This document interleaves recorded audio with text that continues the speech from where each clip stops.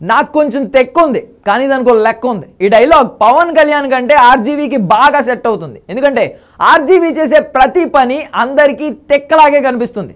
కానీ తాను ఆ పని ఎందుకు చేశాడో ఓ లాజిక్ కూడా చెప్పి తన తెక్కకు ఒక లెక్క ఉందని కూడా చెప్పేలా స్టేట్మెంట్లు ఇస్తూ ఉంటాడు ఆర్జీవీ.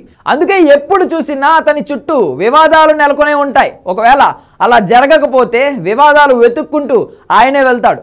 ఏది ఏమైనా ఎప్పుడు చూసినా కాంట్రవర్సీల మధ్య కనిపిస్తూ ఉంటాడు వర్మ.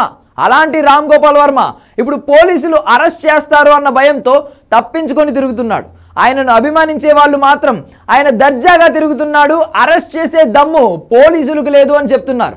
వైసీపీ ప్రభుత్వంలో ఉన్నప్పుడు చంద్రబాబు లోకేష్లను ఉద్దేశిస్తూ ఆర్జీవీ ఒక సినిమా తీశాడు. ఆ సినిమా తీసిన సమయంలో చంద్రబాబు లోకేష్లను కించపరిచేలా కొన్ని పోస్టులు కూడా ట్విట్టర్లో ఆయన పోస్ట్ చేశాడు. ఆర్జీవీ పెట్టిన పోస్టుల వల్ల తమ మనోభావాలు దెబ్బతిన్నాయంటూ రీసెంట్గా ఆర్జీవీ మీద పోలీసులకు ఫిర్యాదులు అందాయి. ఈ నేపథ్యంలో విచారణకు రావాలంటూ పోలీసులు ఆర్జీవీకి నోటీసులు కూడా ఇచ్చారు. కానీ ఆర్జీవీ మాత్రం విచారణకు వెళ్లకుండా తప్పించుకొని తిరుగుతున్నాడు. హైకోర్టులో ముందస్తు బెయిల్ కోసం పిల్ కూడా దాఖలు చేశాడు.